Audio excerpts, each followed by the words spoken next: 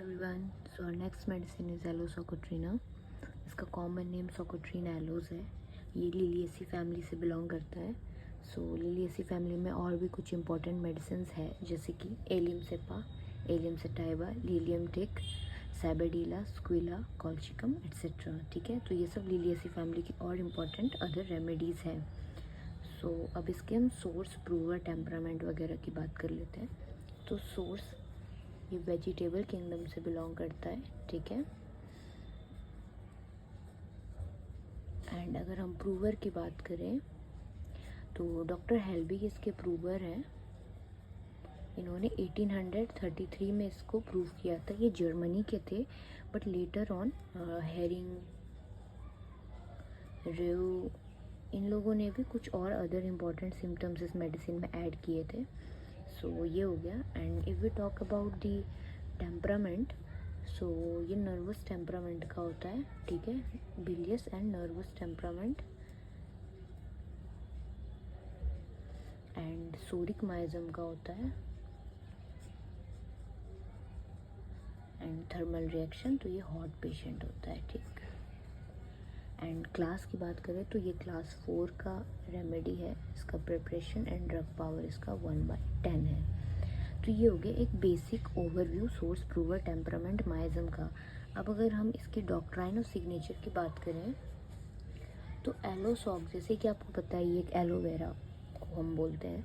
सो जब आपने देखा होगा नॉर्मली भी, जब आप एलोवेरा को कट करते हैं तो उसमें से एक rubber like protective coating secret होता है। ठीक है, तो वो जो है वो क्या करता है, वो उसको और फर्दर डैमेज होने से प्रिवेंट करता है। ठीक है, और उसी से हील होता है। देखा जाए तो पहले के टाइम पे अभी भी एज अ कॉस्मेटिक ये यूज़ किया जाता है। ठीक है, वुंड ट्रीटमेंट के लिए भी एलोवेरा यूज़ किया जाता है।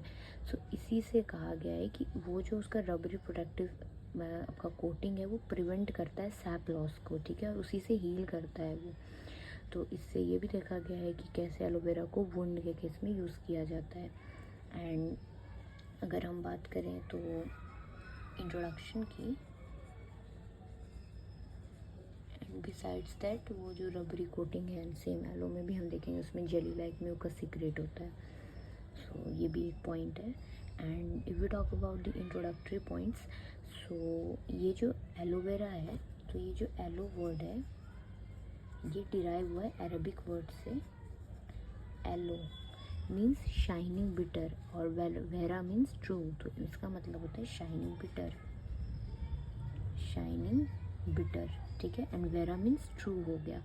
And according to Greek scientist, उन्होंने काफ़ी 2000 साल पहले इसको एक यूनिवर्सल पेनेशिया भी कहा था। Universal Panacea means universal remedy. ठीक है, उन्होंने इसको कंसीडर किया था क्योंकि ये काफ़ी चीज़ों में ये एज अ रेमेडी अच्छी एक्ट कर रही थी। तो ये हुआ। एंड अगर हम बात करें तो इस प्लांट के बारे में, इसके फिज़िकल फीचर, तो ये कुछ 18 इंच अराउंड का बड़ा का प्लांट होता है। एंड ये काफ़ी एबंडेंटली ग्रो करता है। ठीक है, यूजुअली इसको एक सोकोट्रा आइलैंड में भी स्टार्टिंग में देखा गया था, इस कारण भी इसका नाम है एलोसोकोट्रिना। एंड ये जो है काफ़ी ओल्ड और फेमस ड्रग है। एंड अभी के टाइम में मॉडर्न मेडिसिन में इसको एज अ परगेटिव यूज़ करते हैं। ठीक है, एज अ परगेटिव। एंड जो भी आपकी जो बॉवल रेगुलेशन के लिए जो भी मेडिसिन यूज़ होती है उसमें ये एक लीडिंग इंग्रेडिएंट होता है।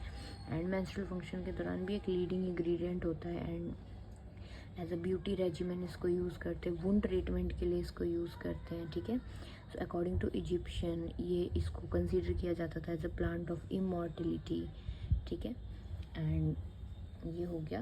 अगर इसको हम क्रूड फॉर्म में लेंगे तो ये आपका मेंस्ट्रुअल फ्लो को भी स्टिमुलेट करता है, बिकॉज ये यूट्रस को स्टिमुलेट करता है। एंड ये एज एन एबॉर्टिफिकेंट भी एक बार को मिसयूज़ किया गया है। ठीक है, एंड अगर हम यही चीज़ को डायनामिक डोज में देंगे तो ये काफ़ी अच्छा वर्क करेगा सेम चीज़ को ठीक करने में।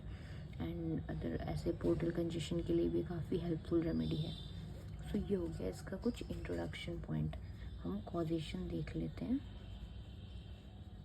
इसकी कॉजेशन क्या है, तो सीडेंट्री लाइफस्टाइल, और आपकी अगर किसी ने ओइस्टर खा लिया है, या फिर पोर्टल कंजेशन है, बिकॉज इसमें हेमोरॉइड्स है बहुत इंपॉर्टेंट, ग्रेप लाइक है ना, एंड इनसफिशिएंट स्टूल है जिसके कारण हेडेक हो रहा है। तो ये सब इसकी कॉजेशन है।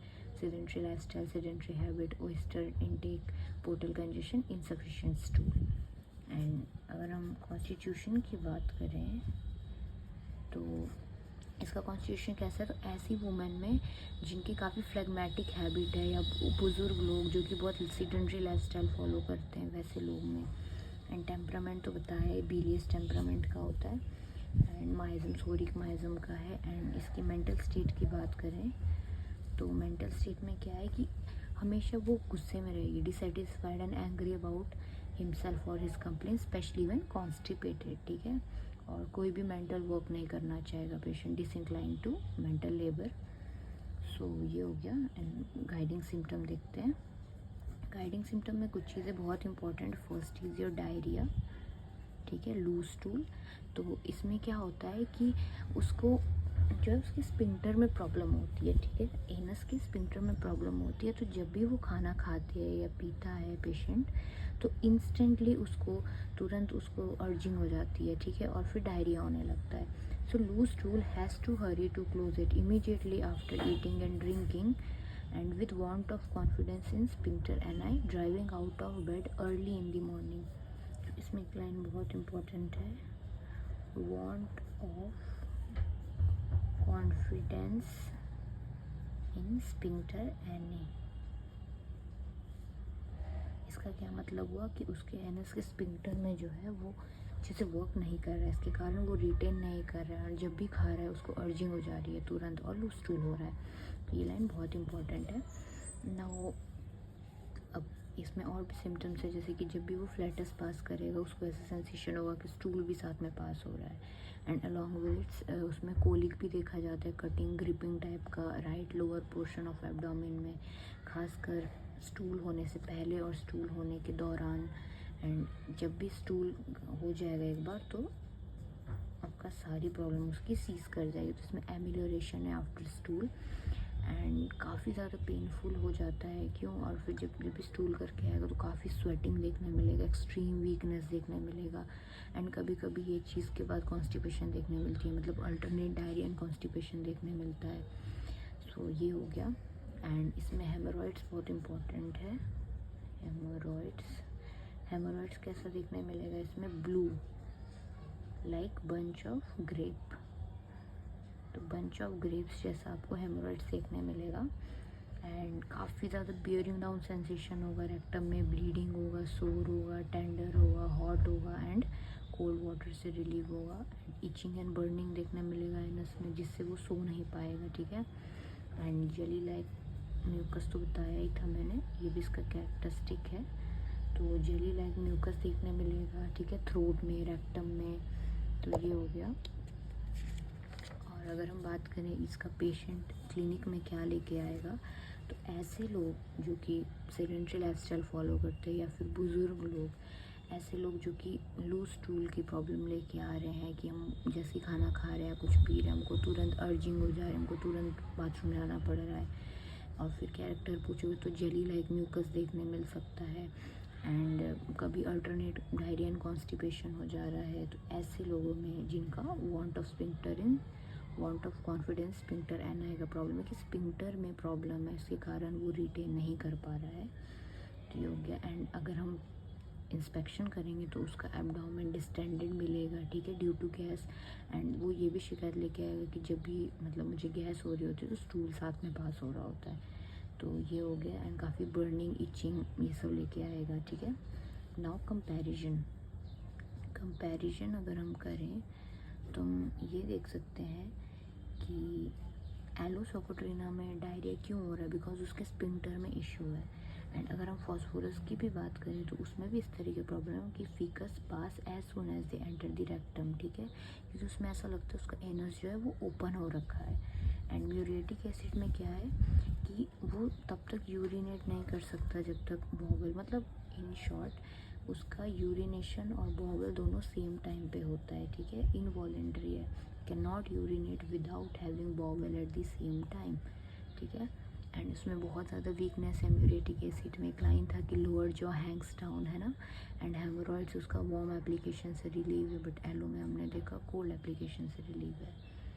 तो ये हो गया। एंड इसमें भी कॉजेशन में था ना ओयस्टर खाने से, तो इसमें है कॉलेरा लाइक सिम्टम आ सकता है। एंड लाइकोपोडियम में है नोजिया की टेंडेंसी, फ्लैचुलेंसी, ये सब देखने मिलेगा। ये हो गया, हमने कुछ कंपैरिजन देखा। अगर हम फार्मेसी की बात करें तो फार्मेसी में इसका जो इंसिपेटेड जूस यूज़ होता है, इंसिपेटेड जूस यूज़ होता है फॉर मेडिसिन। एंड इसकी प्रिपरेशन क्या है, तो वो जो जूस होता है उसको पहले ड्राई किया जाता है, ठीक है। उसके बाद उसको 5 time weight of strong alcohol के साथ मिक्स करके उसको शेक किया जाता है।